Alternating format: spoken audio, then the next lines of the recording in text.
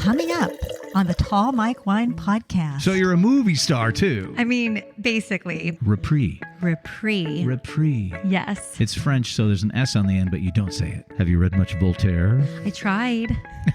That's good. You get an A for effort. And I did some research about Elephant Mountain. Apparently there are no elephants on the mountain. I love Mendocino Pinot because it rhymes. Please subscribe to the podcast on whichever app you find it on and share me with a friend. There's enough of me to go around. Trust me. Does that sound weird?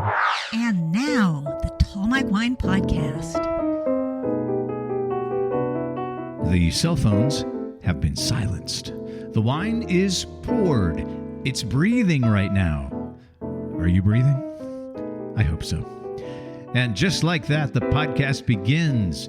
The Tall Mike Wine Podcast. The wine podcast that's not all about wine. The wine podcast like no other. Heard in 75 countries on 6 continents and in 48 of these United States. Coast to coast from South Bend, Indiana to Terra Bella, California. From Gresham, Oregon to Athens, Tennessee. And wherever you are. Thanks for joining me. I'm Tall Mike, a.k.a. Mike Stone, your host. If you like the podcast, here's some things you can do to help it thrive and grow. Be sure you're following us on whichever podcast app you're hearing it on so you don't miss an episode. And give us a rating if that's an option. Share the podcast with a friend. Do you have friends? Share it on social media if that's a thing you do. And if you'd like to contribute to the upkeep, the care and feeding, click the Support the Show link in the show notes and become a monthly sponsor. Support the show with a few bucks. It all helps a lot. And now, episode 52. I'm back in the vintner's room at Nicholson Ranch Winery. It's after hours. My guest is here. She is in the biz, as I like to say. That's the winery hospitality side of things. She is the hospitality coordinator at Pangloss Cellars here in Sonoma, but her journey to the wine life has been interesting. She earned a bachelor's degree in sociology with an emphasis in law and society from UC Davis and worked above the morgue logging evidence in the crime lab during school. She appeared in a short film over 10 years ago, and you can still see her listed in the cast on imdb.com. And she worked for Lululemon. My guest is Alissa Limbocker. Welcome to the podcast, Alissa. Thank you, Mike. You're welcome. So you're a movie star, too. I mean, basically. My award isn't here, but yes. Tell me about your IMDb listing. Well, it's really funny because my cousin, who is a film student, he created this film or made this movie. But so it was a student film. It's a student film. And by submitting it to the Toronto Film Festival, once he did that, it created this whole IMDb account for me. Oh, so IMDb just loads it up. Like, yes. Oh, it's in the festival. You're going on IMDb, whoever you are. If you're in the cast, you're now on IMDb listed. Yes. What's the name of the film? I can't remember right now. So you're in there now forever. Correct. But that was 2014. Yes, it was. No more movies since then? No more. I did not really pursue that, although it was a great experience, and I still would be interested in doing that. It was really just to help him out to finish this. So it was a short film. So you were in it for a short time. I have one line. Oh, you had one line. One line. Tell me the line. Can I get you something to drink? Wow. You know what? When you said that, you totally transformed into a different person. I mean, I had you went into character like that fast. Just like that. You're such I a was pro. a barista. It was very difficult. I had to figure out my story, my path. You were a barista in a short film. Yes. And now you're on IMDb. Yes. All right, Pangloss. Sonoma Plaza Tasting Room. Can you clear something up for me? Yes. Is it Sonoma Plaza or is it Sonoma Square? I always say the square. Oh, okay. But I hear people say it the plaza. I think it's interchangeable. I see it listed as each and either, and I think on your website it says Sonoma Plaza. Okay. You're the coordinator of the hospitality, or as I like to say, talking to strangers all day. Yes. Yeah, that's Isn't that amazing? It's true. Every day we come to work, we get ready. We're ready to pour wine for people and talk about it and show people a great time. Yes. But every day it's a new group of strangers. Like, My mom told me not to talk to strangers, and now my job is basically talking to strangers all day. How's it going over there? I love it. Yeah? I enjoy meeting new people, and I feel as though I'm hosting a party at my house every day. Mm-hmm. That's how I treat it.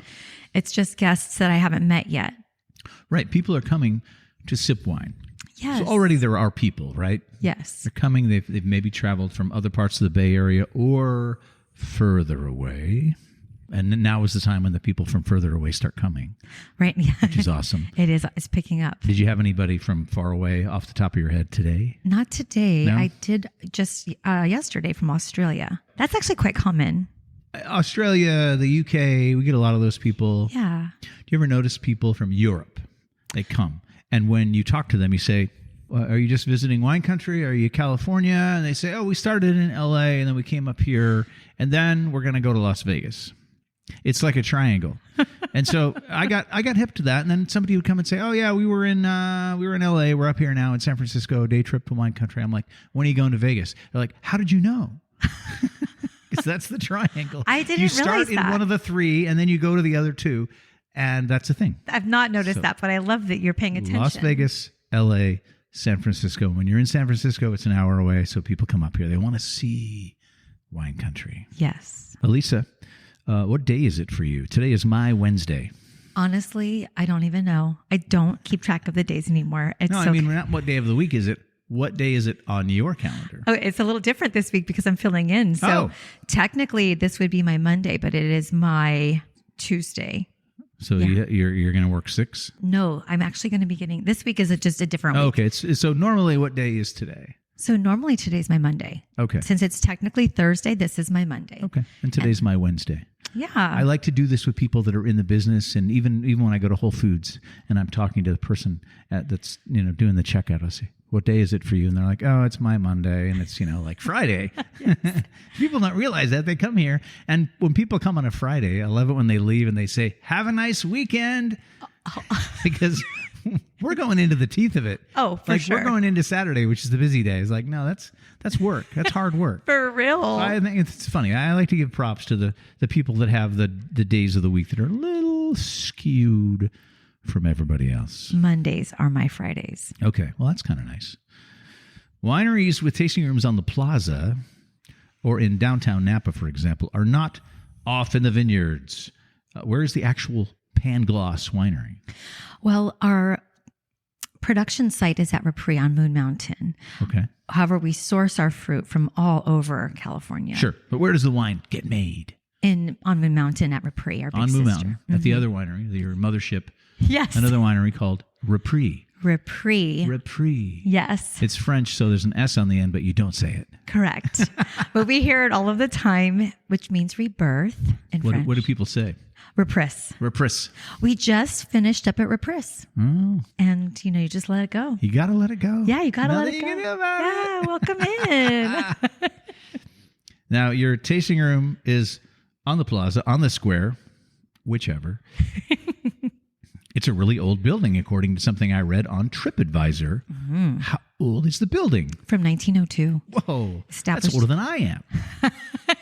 Just a touch. Just a couple. Just a couple of years. Just a couple. Now, this I found interesting. Pangloss is a character from Voltaire's Candide. This world is the best possible world, sort of optimism, which I like to talk about that kind of stuff on the podcast because it brings in a highbrow crowd, people that have been reading 18th century literature. Yes. And I'm like, I've never. I love that you did this research. Oh, I love it. Well, yeah. I wondered what is Pangloss? A lot of people I think do. Of like when I heat my cast iron skillet on the stove and it gets nice and hot, and then I put a little bit of olive oil in it and it gets all glossy. Pangloss. That's obviously that's what that stands for. Why would they name their winery Pangloss? No. But this was a character. Yes. Have you read much Voltaire? I tried. That's good. You get an A for effort. I did. I tried. We have the books on site. I'm sure that you do. Somebody within your organization, though, has geeked out about that. Oh, yeah. Someone has it right now at their house. because the book is Candide, and apparently Candide like travels the world and all these bad things happen to him, but he is mentored by this Professor Pangloss, who is constantly telling him how this is the way it's supposed to be, this is the best of all possible worlds, this is where we are. He is like the eternal and unstoppable optimist. That's exactly right. So the winery is called Pangloss. Is it all about optimism? Yes. We have 3 blends that are named positive words. Appreciation, Okay. tenacity, Oh, and optimism. tenacity. I love that. Tenacious D. Tenacity. All right. The time has come on the podcast where we taste the wine. Let's do it. It is the wine podcast. It's not all about wine, but we're sipping wine while we talk. And I'm going to go first. I brought this wine today. It was a lovely warm day in Sonoma. We finally hit the spring weather. And I thought, you know what? Alissa's coming. I'm going to bring a bottle of Rosé for a nice warm day. And I just happened to get a wine club shipment from one of my little pet wineries up in Washington State this week. Yay. And they sent me their first ever Rosé. Oh, wow. So this is a very small winery. The producer here is J.B. Neufeld. As you can see, I think this might be one of the prettier labels I have seen I love the in labels. quite some time. This is a Rosé of Mourvedre, Oh, wow. and it's from the Yakima Valley, and it's from a specific vineyard called Elephant Mountain Vineyard. Love the name. And I did some research about Elephant Mountain. Apparently there are no elephants on the mountain. Not even one. Like, how can you call yourself Elephant Mountain? I haven't seen an elephant. Is there a reason? I don't know. I think it's probably the shape. Like if you look at the horizon, the mountain might be shaped like an elephant. I love this color. It's a great color. It's So the artwork on the label, where does it say that here somewhere? Nikki McClure. She does these beautiful things for the Neufelds. So J.B. Neufeld this is clever. J is Justin, the winemaker. His wife is Brooke B. And they started when they were just like a newly married couple, and Justin was working for a fairly large winery in Yakima, and he started making a little bit of wine on the side to put his own label on. And he continued to do that. And now they have their own facility, and they're up to about 2,500 cases a year. He started out just cab. He made like 3 cabs. That's it. That's how he started. And then they branched out. They started making a little bit of other things, a few other red grapes. And then a few years ago, apparently Brooke said to Justin, I want a white wine. I don't know if she said it just like that, but he made a Sauvignon Blanc. Delicious. This is the first Rosé. So it's a new winery. So they're making their newest, their first of things. You know, it's kind of cool to be involved with them. And I get 2 shipments a year from these guys. I love the that. wine is amazing. It is. It is a pale pink color, not dark at all. It's very pale It's pink. really beautiful. But it's not electric pink like some rosés, you know, like, whoa, that thing's almost purple. Right now I'm collecting some rosés at home. Are you? So I can do a rosé. Like I've got a rosé of a cab. This would be a lovely addition of the Mourvedre. Yeah. And then Pinot. And then we could just do like little sandwiches, little English tea. Like a tea party. Yes, I would love to do that. When I look at rosé, I think that's going to be strawberry. That's going to be watermelon. And then I stick my nose into this one, and it's like, no. You were not immediately greeted by fruit at all. This is almost like something a little bit like rhubarby. I was going to say very earth. Yeah, earthy, rhubarby, a hint of like something a little bit green, but For it's sure. nice because it's light. Herbaceous. And then you get into a little bit of that like strawberry. I love the way it feels. It has some weight to it. I don't know if he put this in concrete or what he did, but I should have read the tasting notes, but I didn't. Nice minerality, Really nice. right? Yeah, it's delicious. I'm loving it. I mean, This is 2023, so this is young, fresh wine right here. This is only a few months old. yeah, that's really young. Yeah. They just released it to their wine club. Came in the mail Love that. this week. All right, I'm going to now present you your official stack of Tall Mike Wine podcast coasters. Yay! These are And so cool. I'm glad you like them. Yes.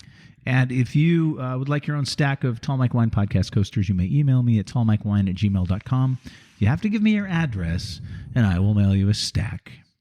And speaking of mailing things, a quick shout out to Tim in Coraopolis, Pennsylvania, who sent me a hat in the mail. I got a hat in the mail. Tim heard Walter and I chatting a few episodes ago. He was my guest, Walter, who works for Last Bottle Wines. And I had brought in a bottle of wine from Australia's Two Hands Winery. And apparently Tim, who's in Coraopolis, Pennsylvania, which is a suburb of Pittsburgh, he's been listening to the podcast, and he's really into wine. Apparently he had some sort of a wine experience where he hosted a lot of people, and he was going to use the Two Hands wine in his thing, and he wrote to the winery, and they sent him a box of caps. So when he heard me talking about Two Hands wine on the podcast, he dropped one of those caps in the mail, and I got a free hat. Awesome. So thank you very much, Tim, and thanks for listening. Alissa grew up in Northern California, but not in the Bay Area. That's right. The world does not revolve around us. There are other people here in the North. You're from Roseville. Yes. Part of Placer County and a suburb of Sacramento. How was that? How was it being a kid in Roseville? It was a great time. I had a lot of friends, very picturesque, I would say. Is it? So I looked at it on the map, and I'll be honest, I don't get out that way very often. Is it more rural? Is it more suburban? Suburban. Okay, so it's housing developments and strip malls and the stuff you expect in the burbs. Very much But, so. you have everything you need there, right? Yes. You got a Target, you got everything you need. You got everything you need. They have a casino out there now. Oh, hey now. And by having that, it produced a huge mall, which they are known for. The Roseville Galleria is out there. Oh, okay. Yeah. I bet that was a great place to hang out when you were a youth. It was, but having the casino, people want to spend that money somewhere. Right. So they built a luxury wing out there, and that really Roseville has grown significantly. Okay.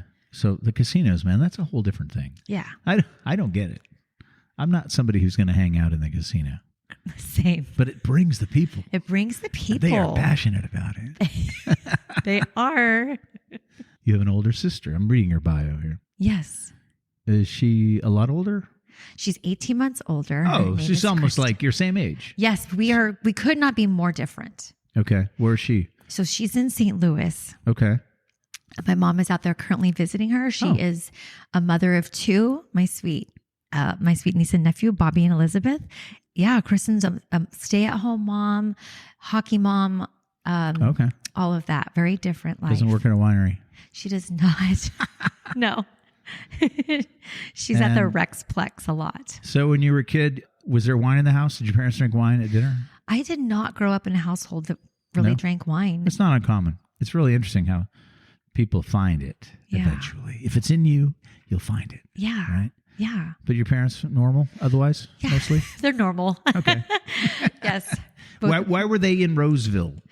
My dad was a CHP, and so Sacramento. We lived in Oakland when I was very young, and then we moved to Roseville. Sacramento was where my dad was based, and he was a trooper? He was a trooper. Okay. And then he worked his way into the evidence room, which is how we navigate to the crime lab. Yes, eventually you get to a crime lab. Mm-hmm. But yeah, my dad, what he would drink would be Bud Light. Right. Yeah, good old dad. Yes. And his Bud Light. Right. And my mom doesn't touch anything. If we had wine in the house, it would be Franzia. In a box. In a box. In the fridge. Forever. Somebody slapping the bag occasionally. Yeah. I just learned that term recently. Yes. Slap the bag. Thank you, Lizzo. Then you went off to UC Davis to study sociology. Was that at the suggestion of your dad? Yes. Or you wanted to be like him? You wanted to be a copper and get into the biz? I think growing up around my dad's job, I was exposed to more than most people would be at the time. And so, yes, like quick answer, I was very close with both my parents, always admired my dad. However, looking back, I think that my dad, I love you, Dad, if you're listening. I think my dad really wanted me to kind of follow the path that he wanted for me. And that was a struggle, and was up until recently that, me going my own way, I wanted a little bit more support, and I finally got it, which has been really wonderful. But yeah, he wanted something else. Right. Did you go share a couple Bud Lights and talk about it? No. No. Mm-mm. Yeah, it was just a very different upbringing. I did all of the things. I ended up working at AT&T for 11 years. Okay. Working in the Bay Area. I did make my way to San Ramon and managed a lot of network installations for a long time. And I was not passionate, and I kept thinking I did all of the right things. And, went to college, have a great career. Went to college, got the degree, went out into the world. You didn't go that way. You didn't you didn't get into law enforcement.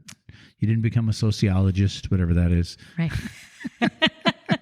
But in a way, I that's kind of, I think, what helped me understand people more, right? Is that the coursework that you do, the anthropology. Oh, yeah, for sure. All of that. For sure.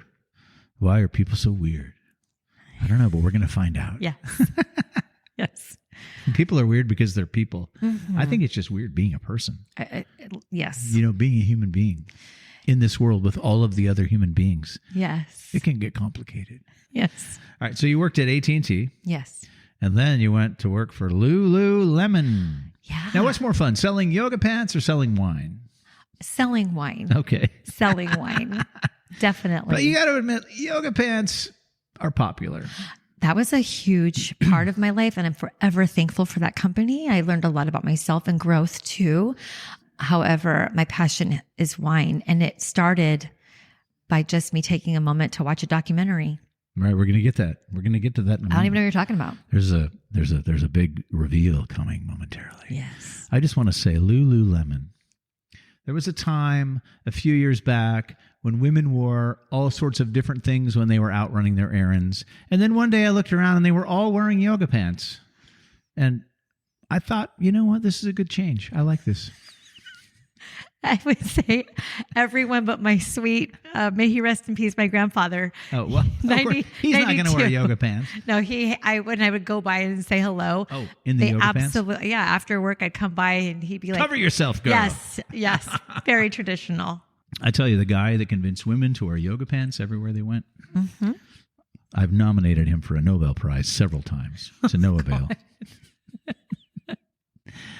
There's a pivotal moment coming up for Alissa, and we'll get to it momentarily.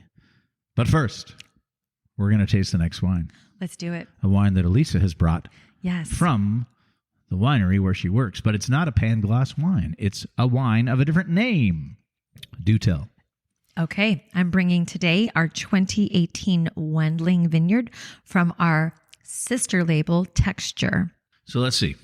We have Pangloss, which is a subsidiary of Repris. Yes. And then where does Texture fit in? Texture is it a subsidiary of Pangloss or part of Repris? It's really, we're all sisters. The big sister is Repris. Okay. But Texture is this really, I would describe it as a very beautiful expression of Chardonnay and Pinot Noir. And the label, if you touch it, it's textured. It has texture. It feels good. People love it. They're beautiful. There's no words on the label. There is, though. It's like the Beatles' White Album. Yes. It's just like, is that an album? It's all white. This is that. Actually, it's textured. It says texture, but you have to feel it with your fingers. Yes. Very unique, very beautiful. Stop stroking the bottle, sir. I know. Hands off. Hands off.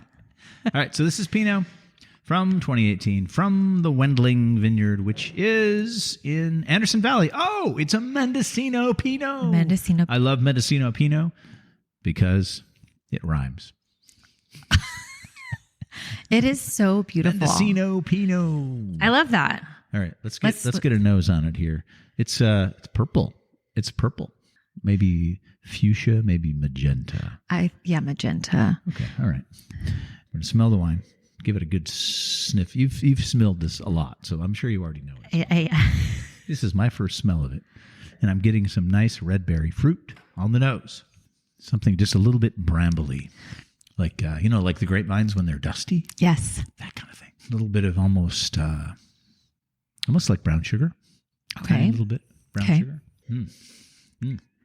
Now it's got a little bit of like the big dark cherry. Okay. Right? Yeah, it smells great.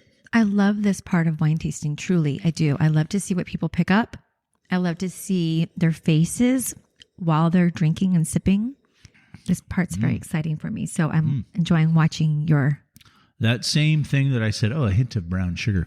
It's kind of echoed on the palate. It's not sweet, but it has that kind of lightly, almost caramel note to it behind all that nice red fruit. It's really well balanced. This is the Wendling Vineyard, is in Mendocino somewhere.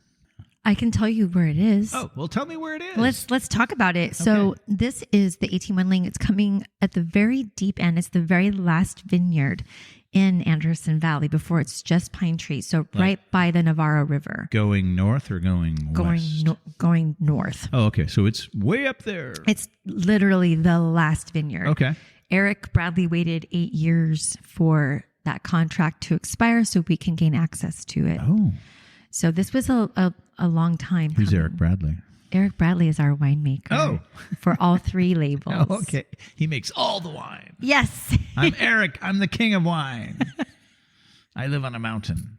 Now, here's my favorite line from your bio. Watched a documentary called Somm on Netflix. Changed my life. I'll assume this wasn't a Netflix and chill sort of setup. No. No, it was not. You're like, oh, wait, what's this movie? Oh, well, I just want to watch the movie. Get off me. Right. Not at all. All right. So tell me about the Somm documentary. What drew you to it? Why did you click on it and watch it? The thumbnail sketch. Okay. Right? When you hover over it, it gives you just like a little mini trailer, right? Yeah. Okay. This would have been in 2016. 2016, right. Yeah. And I'll just drop a little bomb here. I was going through a divorce. Okay. And yeah. And just a little bomb. Yeah. People do it every day. Yes. Was still working with Lululemon. And I remember seeing that sketch of the earth. I'm inside a mall all the day. I have no concept of time. Oh, okay. Lululemon. Okay. So you go home and you're like, I need something. I need nature. Right. Okay. And what drew me was the grapes, really. Just the picture. It was just beautiful. Beautiful. Right. And I decided to watch that. At this time, I had really left my entire life, meaning I was married. I had a nice income, a nice everything. And then I walked away from all of that at once. And I had moved back in with my mother, which was really hard on my ego. Very difficult time. Sure. That's hard. As an adult. I just remember I was up and I saw that and I thought, I'm going to just check this out and see what this is about. And within the first few minutes, I remember the music and the slow motion and watching the Sauvignon Blanc going into, the bin and they're going to press it. And I remember it was all slow motion and it was beautiful. I'm going to make a shocking revelation here. I'm going to tell you something. I've never seen any of the movies. That's okay. They're still there. Okay. And you know what? Honestly, that movie, I didn't see the others, but I did see the one. And mostly what echoed in my heart was that these people had something that they were passionate about. And I had not had that, not like that. And I wanted to be around nature, earth, people, art. That's what, winemaking is about, art and because you science. Have been on the path. I was on the path. The path. And I'm on the path. I'm being good. I'm on the path. Right. And then eventually the path started to suck, obviously, because you got divorced and you left AT&T. You went to work for Lululemon. So you were like, I'm getting off the path for a while. And then you found a thing. And then I found a thing. Wow. That got me excited. That is awesome. It got me excited to live again. Honestly, I was not in a good space. And so that changed my life.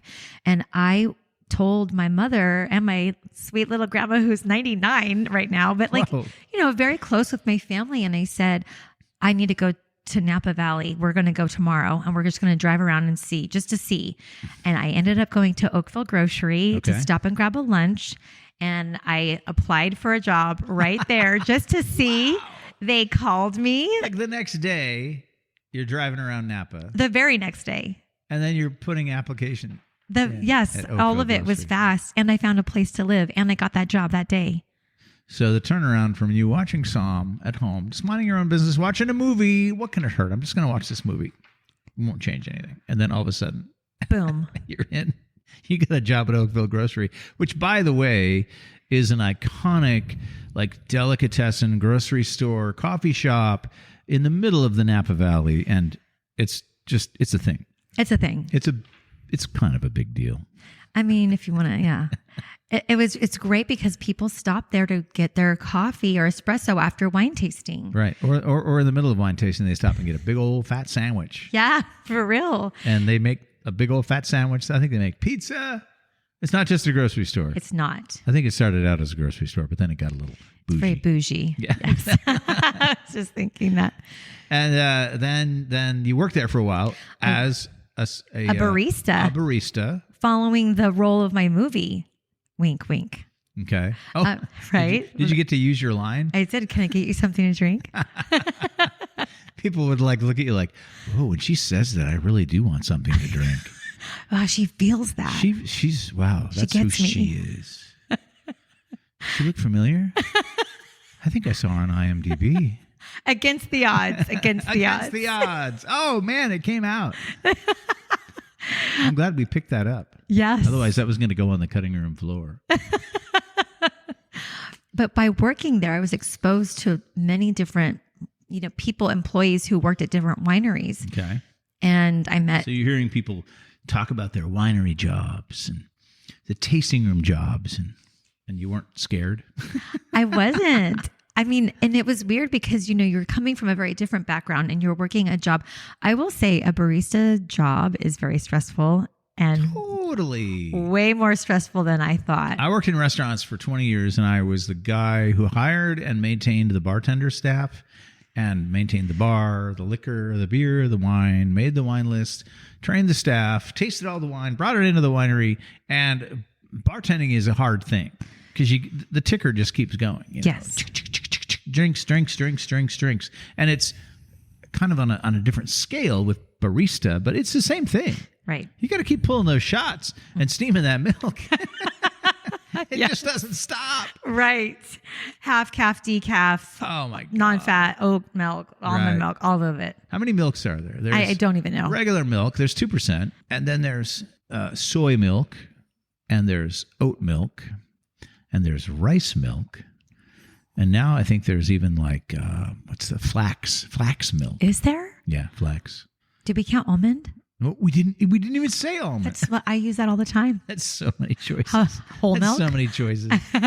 I want to open a coffee shop and say, it's this milk or no milk. Yeah. This is it.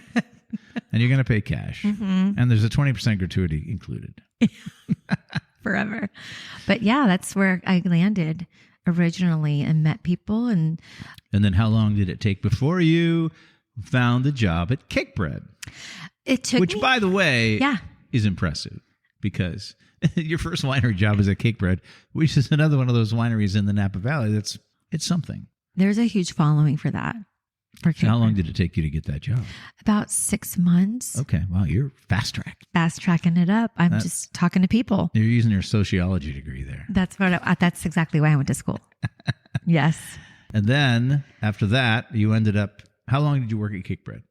I worked there almost a year, but I will say I also found a place in St. Helena and it was an in-law unit on a vineyard. And so living on a vineyard and seeing the work and the main house, he worked on those vines. And so he would take me out there, show me, how we grow, but what's bud break look like? What is, right. What does it look like? The mustard seeds in between? Why do we plant that? All of right. the vineyard management, as well as at Cake Bread, I was able to see that firsthand since Sure. the vines are on site and the tank room is also there on site. I did become friends. I intentionally was like, I want to talk to as many people so I can learn about wine because I did not have a background in wine, but I had a background in sales. So they took me up on that experience, and by my own passion and excitement is what made me. The most important thing here is you had curiosity. Yes. There are a lot of people who say, I want to work at a winery because it looks like fun and I like wine. Mm-hmm. It's like, okay, but you have to be curious about how it all works. Otherwise, I want to work in a tasting room because I like wine is you're really not going to you're not going to scratch too far below the surface, right? Right. So having that curiosity is, I think, the big thing for you. is because you were like, how does it work? Right. Where do they grow? Yes. What does that do? Why is that happening? I also think one thing I was thinking about today before coming out here is thinking I'm going to be reflecting on my past. I think I was brave, to leave a big corporate job. Totally. That's something that I have to stop and recognize and go, you know what? That's awesome. You got to give yourself a pat on the back for that. Yeah. Hold on. It's hard to pat yourself on the back. I know, but physically. I'll pat you on the back after the show. Oh my God. But yes, I mean, that's one thing I'm very proud of. So you were sort of at one of those down points, oh, I divorced, I left a corporate job. I'm watching this movie, and then something happened to you. Yes. And you acted on it. A pilot was lit. Right. And I ran with it. I like this. The pilot was lit. Yeah. And I pursued it. She turned the burner up. I full throttle. Poof. Yes. And then you ended up living on a vineyard. That's really super cool. It was. I think part of it is, so I drive here every day from Marin County, which is the next county over to the west, and there's no vineyards there. I'm in the suburbs. But I drive here, and about halfway through the drive, I'm then driving through the vineyards. Yeah. And I really think that, it's kind of like that, the theme from Rocky when I'm on my way here. You start driving through the vineyards like dun dun da da dun da da dun da da da da da dun da da dun da da dun da da da, gonna fly now. And you're driving through the vineyard. It's like, yes, this is my thing. I'm into it. Yeah. And then I'm here at the winery, and people come to taste the wine, and they look at me and they say, you get to come here every day? And I'm like, yes, I do. Yeah. And when I leave the house in the morning, I tell my girlfriend, Sabrina, I'm going to work. And sometimes she gets a little upset about that. Yes. Because this is what I do for work. Right. But yeah, so you got curious. You moved here. Definitely. Bravery. Thank is you. a thing. Yeah. Yeah. And then how did you end up at Pangloss? One of my friends at Cake Bread, he knew the manager at Pangloss and recommended that as a place to check out because it was a different pace altogether. Okay. Even talking about Napa versus Sonoma, not that they're against each other, but they are different experiences. It's a different thing. Yes. People come in all the time and they say, we were over at your competitor. Right. And I say, well, they're not really our competitor. They might do something different than we do, but we're all on Team Wine here. I love that. But the vibe from a place like Cake Bread, an iconic winery in the Napa Valley, and then you go to a tasting room on the square that's not even in a vineyard. It's more of a storefront where they sell the wine, they taste the wine. Right. Totally different vibe. It's an experience. Yeah. And you can't, some people don't necessarily have time to go out to the vineyards.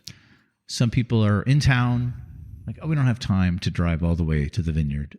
Let's do a tasting room here on the square. So your job is to make them feel like they're in the vineyard, right? Mm-hmm. Yeah. I'll show them pictures. I love to almost be immersive and say, hey, this is what it looks like. This is what this area looks like, because I don't have access to that on site at the square. But I try to give them as best of an idea of where everything comes from. But yes, it's a very different pace. So that's how I ended up. My friend introduced me to Pangloss, and I worked there for almost 2 years. Left for, this is almost the COVID era. We're almost there. So I kind of helped out a little bit with my family, and then I came back again last. Yeah. So you took a break. I took a little breather, but I would say that I feel like I just came home, honestly, and it feels the same, even better. And I love it. I'm very happy. They're good people. They are. I mean, everyone in Sonoma is it feels like such a nice community, a sweet community. Well, you're on the square, so you're in the midst of it. Yeah. Like out here in the vineyard, sometimes people come in and I say, what's going on in the outside world? Because, we're a little bit isolated. That's true. Right? We're out here in the middle of a vineyard, and we don't have neighbors. Like I can imagine your life on the square. It's like there's a store next door. One of my favorite restaurants in Sonoma, Oso, is right next to you there. Guys. Love Oso. Yeah, I love Oso. So you've got this hubbub. There's always people. And we're out here like waiting for the people to come. I know. You have the pros and cons of both. Right. So we have the vineyard. I mean, people come in, they're like, oh my God, it's so beautiful here. I feel like I've been transported to Italy. Yes, I'm glad you're here because I was lonely. Yeah. It gets lonely on the vineyard. Yeah. Yes. That's incredible. I love your story. Thank you. Are you studying or taking tests for any of the Somm levels? I know. You know what? I have not. Okay. I am No fine. biggie. It's not that important unless it's important to you. Right now it's not, but it is there. I'm aware of it. I would like to do that. I feel like that's something that I can accomplish. Sure. I just need to lay it down. You have to want to do it. Yes. And then you will do it. There you go. You're that kind of person. Yeah. Tell me what you love about the biz. If you had to say, what's the thing you love about being in the wine business? What I love about being in the wine business is meeting people, and literally me being on a podcast. This is my first podcast. Oh, it's your first one. My first one. And how I got here is through my friends that I met who became members at Pangloss, and we've developed a friendship. So a shout out to my friends, Ryan and Vic. I love them, and they took me here, and that's how I met you. And here I am. They are wine club members here. They are. I know. And they brought you here a few weeks ago, and I'm like, you got to be on the podcast. And sadly, those two guys wanted to be here when you recorded. They're like, well, we could do an audience thing. I guess you guys just hang out. But instead, guys, you're going to have to just be happy with listening. We're having a great time without you. Thank you so much. Yes. I love them. But yes. So you've not been on any other podcasts. This is your first time. First time. Do you listen to podcasts? I love podcasts. What's your favorite? What can you recommend? I love Smartless. Okay, they're very popular. I enjoy I read that they just signed some kind of huge deal with Spotify. Oh, okay. That makes sense. Lots and lots of money. So guys that already have a lot of money are going to be making a lot more money to do podcasting, which one day, Spotify, if you're listening, I'm available. You know what I love about that podcast is because literally it's just purely lighthearted entertainment. Right. It doesn't affect my mood except for increase it. They're super popular. Yeah, I love it. What else do you like? I love Mourvedre, and that is due to my background in crime. Okay. Yeah, I love that. That's a great podcast if you like spooky haunted stuff. And this, I have a tattoo. It is all Halloween. I love Halloween. Oh. I'm a spooky girl too. Mourvedre. Yes. Is the name of the podcast? Mourvedre. They're based in Boston. What do they talk about? They talk about true crime cases. They go all over as far as the whole historical crimes to recent crimes, and then they have spooky stuff. I tell you, man, that true crime it's a genre. It is. With. It's one of those double-edged swords where it's like it's intriguing, but I need to not get too invested. Yeah. I've only listened to a few. I'm impressed when I listen to one of those podcasts. I'm impressed by the research that they do. So much. They're like, and then this happened, and then this happened, and then this happened, and then these things happened, and then all these things happened. Like, wow, somebody researched all of that. Oh, yeah. And then wrote it out. The person talking is reading it off of the sheet, like that is impressive to me. But I can't, after a while, I'm like, okay, all right. Yeah. It's not my genre. My genre is people talking to each other like this. Conversation podcasts are my favorite thing. Love that. And that's why I have a conversation podcast based on wine, and people who love wine, people who drink wine, and drinking wine. Yeah. Did you have a good time? I did. This was really fun. This is kind of the end. I mean, I've reached page 3 and we're done. I'm so thankful to have been here. You were very easy for my first podcast. No, but it's been great. I love it. And thank you for your time. You're welcome. The wine. Yeah, and conversation. Thanks for bringing in the texture. Yes. And so anyone who's listening, I'm going to plug us right now. Come by. Go for it. Do a texture tasting with me. I am the main host for Texture. It is a food and wine pairing with Chablis style Chardonnay and then beautiful old world Pinot Noir. I'm going to read the credits now. Let's do it. Go for it. Stand by. The Tall Mike Wine Podcast was conceived and is written, engineered, edited, produced, and maintained by yours truly. For a peek behind the scenes, follow me on Instagram at Tall Mike Wine. I'll send you some coasters if you email me, tallmikewine@gmail.com. Or if you just want to give some feedback, send me an email. Please subscribe to the podcast on whichever app you find it on and share me with a friend. There's enough of me to go around, trust me. Does that sound weird? Share me on social media. It all helps a lot. Oh, and if it's within the realms of your budget, support the podcast with a few dollars a month. That's also very helpful. Click the link in the show notes or go to tallmikewine.com. Thanks for hanging out, Alissa. My pleasure. I'll have another episode before you know it. Until then, I'm Tall Mike Wine. Keep swirling. Keep sniffing. Keep sipping. Cheers.